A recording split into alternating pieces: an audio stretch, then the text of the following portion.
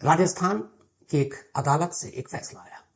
अब अदालतें फैसला सुनाने के लिए ही होती हैं, लेकिन यह फैसला 37 साल बाद आया। एक ऐसा फैसला है जिस जुर्म के लिए मुकदमा चल रहा था और इसका यह फैसला हुआ है, शायद आज के टीनेजर्स को इसके बारे में पता भी नहीं होगा कभी कोई ऐसा भी क्राइम हुआ करता था।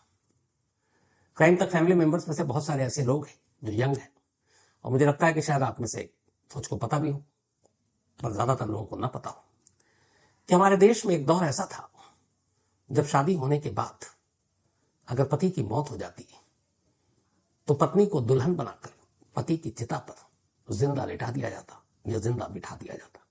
आज के दौर में सिर्फ सोच कर देखें कि एक चिता सजी है, तमाम सोगवार लोग वहां मौजूद हैं आसपास, और उसी चिता पर एक लाश के साथ एक जिंदा औरत बैठी या लेटी है, और फिर उस चिता में आग लगा दी जाती है और वो जिंदा जल जाती है। कि वो दौर था जब इन चीजों को सती कहा जाता था। सती प्रथा नाम सुना होगा आपने शायद। सोचकर भी अजीब लगता है कि ये कैसे मुमकिन है कि तमाम इंसानों के बीच किसी दुल्हन को या किसी पत्नी को उसकी पति के मौत के बाद यूं जिंदा चिता पर बिठाकर जला दिया जाए और फिर उसे एक देवी का दर्जा दिया जाए। बहस लंबी हो सकती है कि पत्नी ही क्यों, अगर पत्नी की मौत है तो फिर पति क्यों नहीं, लेकिन ऐसा हुआ नहीं। ये सिर्फ औरतों के लिए था। अंग्रेजों ने बहुत जुल्म ढाए हमारे देश पर, बहुत सारी बुरी चीजें की, लेकिन ये एक काम अच्छा किया था। 1829 में 1829 में वो अंग्रेज थे जिन्होंने इस सती प्रथा को लेकर एक कानून बनाया था और इसे क्राइम घोषित कर दिया था। और आखिरी जो केस हमारे देश में हुआ सती का, वो 1987, आज से 37 साल पहले राजस्थान की राजधानी जयपुर से मुश्किल से 2 किलोमीटर दूर एक गांव में। और अच्छी बात यह है कि 37 साल बाद फिर कभी सती प्रथा दोहराई नहीं गई, फिर कभी कोई मुकदमा अदालत में पहुंचा नहीं। और राजस्थान की जिस कोर्ट ने यह फैसला सुनाया है वो स्पेशल कोर्ट सती के केसेस के लिए थी, और यह आखिरी केस था जो सती प्रथा का उस अदालत में चल रहा था। 37 साल पहले जब इस अदालत में यह मुकदमा दिया गया, तब की सरकारों ने दावा किया कि फास्ट ट्रैक कोर्ट के हिसाब से इस मुकदमे का फैसला होगा और जल्द से जल्द दोषियों को सजा दी जाएगी। 37 साल पहले कहा था, 37 साल बाद अब इस केस का फैसला आया। और अफसोस 39 लोगों को जिन्हें कसूरवार गुनहगार ठहराया गया था, एक जिंदा पत्नी को उसके मुर्दा पति के साथ चिता पर बिठाने, लिटाने और जलाने का, उनमें से एक को भी सजा नहीं हो पाई। सबके सब बरी कर दिए गए। 37 साल बीत गए थे। 39 लोगों को पुलिस ने आरोपी बनाया था। उनमें से कई की तो मौत हो गई, कई के खिलाफ सबूत नहीं मिले, गवाह नहीं मिले, निकलते गए। लेकिन फिर आखिर में 26 लोग बचे। उनमें से भी धीरे धीरे 2004 में एक फैसला आया, कुछ निकल गए। आखिरी 8 लोग बचे थे, और उन 8 लोगों के मुकदमे का फैसला अब राजस्थान की कोर्ट ने सुनाया, उनको भी बरी कर दिया। और इस तरीके से इस देश की सती प्रथा का आखिरी मुकदमा, उसका भी एंड हो गया, बिना किसी नतीजे पर पहुंचे हुए। बॉलीवुड में एक मर्डर हुआ था, दिव्या भारती मर्डर केस। तो Bollywood murder Divya Bharti death case Kuku FM के ऑडियो लर्निंग प्लेटफॉर्म पर मौजूद है। आप वहां जाकर इसे सुन सकते हैं। और हाँ, आपको यह भी बता दूं कि 14 दिनों के लिए कुकू एफएम बिल्कुल फ्री है, यानी मुफ्त है। अगर आपको भी क्राइम स्टोरीज में खो जाना है तो आपके लिए एक जबरदस्त मौका है। रिसेंटली कुकू एफएम पर कुछ amazing crime audio books I हैं, और यकीन मानिए ये बहुत ही ग्रिपिंग है। चाहे आपको डिटेक्टिव मिस्ट्रीज, ट्रू क्राइम या थ्रिलर पसंद हो, कुकू एफएम पर सब कुछ मिलता है। कुकू एफएम आपके लिए एक स्पेशल 14 डेज फ्री ट्रायल लेकर आया। लेकिन ध्यान रहे, ये ऑफर सिर्फ पहले 500 लोगों के लिए अवेलेबल है। तो अगर आप इन थ्रिलिंग कहानियों में डूबना चाहते हैं तो देरी मत कीजिए। वीडियो के डिस्क्रिप्शन में दिए गए लिंक पर क्लिक करें, कूपन कोड CMTK10 का यूज करें और आज ही अपना फ्री ट्रायल शुरू करें। आपको 999 फ्री कॉइन्स मिलेंगे। अगर आप बिना मेरे कूपन कोड के अप्लाई करेंगे तो आपको सिर्फ 7 डेज का फ्री ट्रायल मिलेगा। सोचिए, आप 14 दिन जितनी चाहें उतनी क्राइम ऑडियो बुक सुन सकते हैं, वो भी बिल्कुल फ्री। यह आपके कम्यूट, वर्कआउट या फिर एक शांत शाम को और भी एक्साइटिंग बनाने का परफेक्ट तरीका है। लेकिन याद रहे, वक्त तेजी से निकल रहा है, और एक बार जब ये फ्री ट्रायल स्लॉट्स खत्म हो जाएंगे तो फिर यह मौका हाथ से निकल जाएगा। तो इस औसम मौके को मिस न करें। अभी अपना फ्री ट्रायल लें और क्राइम की बेस्ट स्टोरीज सुनना शुरू करें। After 14 days the subscription plan will be activated. तो सवाल यह कि मुकदमा क्या था। यह कहानी मैंने आपको बहुत पहले सुनाई थी, लेकिन मुझे लगता है कि ये जो फैसला आया, इस फैसले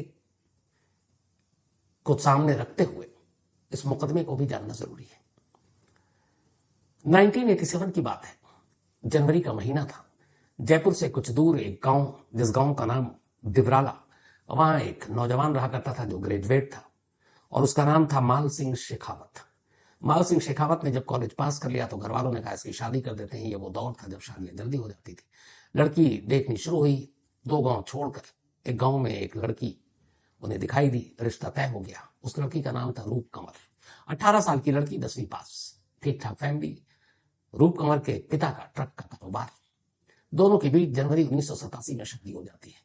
लेकिन उस वक्त चूंकि उम्र कम थी और एक परंपरा भी थी कि शादी के बाद जल्दी विदाई नहीं होती थी, गौना जिसे कहते हैं, तो शादी तो हो गई। और शादी के अगले 8 महीनों में मुश्किल से किस्तों में 20 दिन रूप कंवर ने अपने पति माल सिंह शेखावत के साथ अपने ससुराल में गुजारे। सिर्फ 20 दिन अलग अलग किस्तों में। जनवरी में शादी हुई थी। सितंबर 1987 का महीना आ गया। इसके बाद रूप सिंह अपने गांव में थी। रूप कंवर जॉब सिंह हो गई थी। तभी एक रोज खबर आई 2 सितंबर 1987 को कि माल सिंह शेखावत की तबीयत अचानक बिगड़ गई है। घर वाले उसे लेकर सीकर अस्पताल पहुंचे। सीकर अस्पताल में वहां इलाज चला। उसके पेट में दर्द, उल्टियां हो रही थी, तबीयत ज्यादा खराब थी। रूप कंवर के घर वालों को पता चला। रूप कंवर अपनी मां के साथ अपने पति को देखने के लिए, उसकी तीमारदारी के लिए अस्पताल पहुंच जाती है। वहां वो रहती है। लेकिन फिर 3 सितंबर को सुबह तबीयत ठीक, सुधार होने लगता है। अब चूंकि रूप कंवर बहुत ही अभी पूरी तरह से उसका गौना भी नहीं हुआ था, तो बहुत सारी परंपराएं, रस्में थी। ससुराल वालों ने कहा कि अब तुम वापस लौट जाओ, अब सब ठीक है। न चाहते हुए भी रूप कंवर वापस अपने मायके चली गई 3 सितंबर 1987 को। सब कुछ ठीक था। लेकिन 4 सितंबर की सुबह सुबह अचानक माल सिंह शेखावत की तबीयत दोबारा बिगड़ी और फिर उसे बचाया नहीं जा सका। उसकी मौत हो गई। मौत के 2 घंटे के बाद, सिर्फ 2 घंटे बाद, माल सिंह शेखावत की लाश गांव लाई गई। अब गांव में यह हुआ कि उसी दिन अंतिम संस्कार होना है दोपहर तक। अब उधर अंतिम संस्कार की खबर थी, मौत की खबर इधर घर वालों को मिल चुकी थी। रूप कंवर रोते हुए, जो अपने पति को छोड़कर अभी पहुंची ही थी, वापस आती है। 8 महीने में ही 18 साल की उम्र में वो बेवा हो गई थी, विधवा हो गई थी। अब इधर चिता सजाने की तैयारी शुरू हो गई दोपहर के वक्त। इस गांव की कुल आबादी बहुत ज्यादा नहीं थी, 200-400 की आबादी थी। लेकिन दोपहर होने से पहले अचानक गांव में एक अफवाह बड़ी तेजी से फैलती है, और वो ये कि रूप कंवर अपने पति माल सिंह शेखावत से इतना प्यार करती है कि वो उसके बिना, उसने ऐलान कर दिया कि जिंदा नहीं रहेगी और अपने पति के साथ ही उसकी चिता पर लेट जाएगी और खुद को सती कर लेगी। जैसे ही ये बात फैली, आसपास के गांव तक फैली। अब सती राजस्थान में प्रथा, खासतौर पर राजपूताना बिरादरी में बड़ी आम बात है। एक दौर में पता नहीं ऐसे कितनी महिलाएं सती हो गई थी। तो जैसे ही गांव गांव में ये बात फैली, तो अचानक ये हुआ कि ये तो बड़ी चीज है। और सती प्रथा से वाकिफ लोग थे।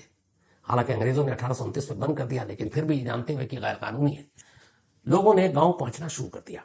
जिस गांव की आबादी मुश्किल से कुछ 100 थी, देखते ही देखते 4 सितंबर की दोपहर हजारों लोग उस गांव में इकट्ठा हो गए, सिर्फ इसलिए कि बीवी सती होने जा रही थी, अपने पति की चिता पर लेटने जा रही थी। दोपहर सब कुछ हो गया। ससुराल वालों ने रूप कंवर को सजाया, दुल्हन बनाया। इसके बाद उसे उस गांव का एक चक्कर कटवाया। फिर उसे लेकर शमशान पहुंचते हैं। शमशान के बाहर ही एक जगह पर यह सब कुछ बनाया गया था और चिता सज चुकी थी। पति शेखावत की लाश चिता पर थी। इसके बाद उस चिता की परिक्रमा कराया जाता है रूप कंवर से। 7 चक्कर लगाती है। हाथ में नारियल था। लोगों की, हजारों लोगों की भीड़, हुजूम इकट्ठा। अब इधर यह भी डर था कि अगर कानूनी है, पुलिस आ गई तो क्या होगा। रूप कंवर चक्कर लगा रही है। पति की मौत हो चुकी है, गहरे सदमे में है। कुछ रिश्तेदार जोर से आवाज लगाते हैं, थोड़ा तेजी से चक्कर लगाओ, अगर पुलिस आ गई तो फिर सब कुछ रुक जाएगा। फिर उससे तेजी से चक्कर लगवाया जाता है। जब 7वां चक्कर पूरा हो जाता है, नारियल फोड़ दिया जाता है। इसके बाद रूप कंवर को सहारा देकर चिता पर बिठाया जाता है। चिता पर बैठने के बाद वो अपने पति की लाश, उसके सर को अपने गोद में रखती है। अब सब कुछ तैयार था, चिता तैयार, एक जिंदा और एक मुर्दा उस चिता के ऊपर। अब शेखावत का भाई चिता को आग देने के लिए आगे आता है। उस रोज उस गांव में ऐसा एक भी घर नहीं था जिसने अपने घर से इस चिता को जलाने के लिए देसी घी न दिया, क्योंकि उनके लिए बड़ी बात थी कि हमारे गांव से एक और पत्नी सती हो रही है। 65-70 साल पहले इस गांव में एक और सती की कहानी आई थी। ये दूसरी बात थी। तो गांव के लोग खुश, जैसे जश्न मना रहे, एक देवी आई है। हर गांव ने चिता को जलाने के लिए अपनी तरफ से घी दिया। इसके बाद चिता को अब जलाने की बारी आई। चिता को आग लगाई गई। जैसे ही आग की लपटें उठी, रूप कंवर तक वो लपटें पहुंची, सबसे पहले चश्मदीदों के हिसाब से उसके पैर तक पहुंची। वो चीखी चिल्लाई कराई और दर्द के मारे उस चिता से नीचे गिर गई। नीचे गिरी, लोगों ने देखा, लोगों ने फिर से उठाया उसे और उठाकर वापस चिता पर बिठाया और फिर जितना घी डाल सकते थे डाला। देखते ही देखते चिता ने आग पकड़ी, धूल होकर चिता जलने लगी और उसी के साथ रूप कवर भी जल गई। वहां मौजूद लोगों के हिसाब से वो सती हो गई और वो एक देवी हो गई। उस वक्त राजस्थान में और सेंटर में दोनों जगह कांग्रेस की सरकार थी। राजीव गांधी प्रधानमंत्री थे और शरदन जोशी राजस्थान के मुख्यमंत्री थे। अब ये सारी चीजें हो गई। अगले दिन धीरे धीरे इस दिवराला गांव में हुई सती की कहानी पूरे राजस्थान के अलग अलग गांवों तक फैली। खासतौर पर जहां जहां राजपूतों की ज्यादा आबादी थी, वो सभी, चूंकि सती प्रथा धीरे धीरे आजादी के बाद खत्म हो रही थी, लेकिन अचानक रूप कंवर के इस सती हो जाने से इसे फिर से एक बल मिला, फिर से कहानी जिंदा हुई। अब सभी ने दिवराला गांव का रुख करना शुरू कर दिया।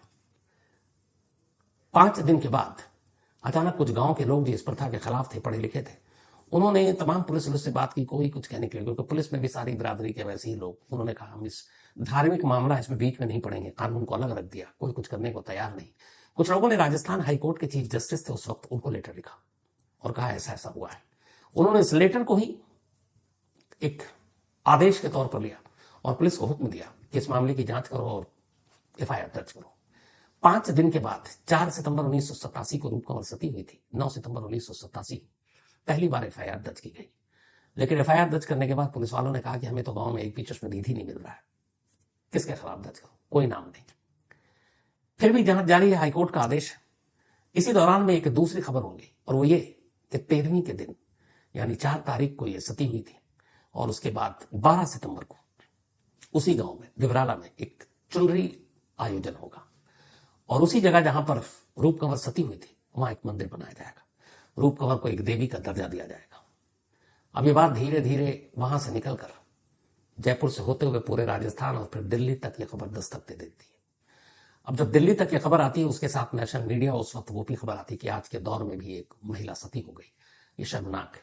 ये खबर फिर इंटरनेशनल मीडिया तक पहुंच जाती है और इंटरनेशनल मीडिया भी भारत को लेकर अजीब अजीब बातें लिखता है कि आज के इस दौर में 1987 में कंप्यूटर की चीख पुकार मची हुई थी कि जब टेक्नोलॉजी और ये सारी चीजें तरक्की कर रहा है, भारत में आज भी एक पत्नी को इस तरह से जिंदा चिता पर सजा कर लिटाया जाता है या बिठाया जाता है। सरकार भी दबाव में आई, फौरन एक्शन लेने का हुक्म दिया गया। अब इधर प्रॉब्लम ये थी कि राजस्थान की सरकार एक्शन कैसे ले।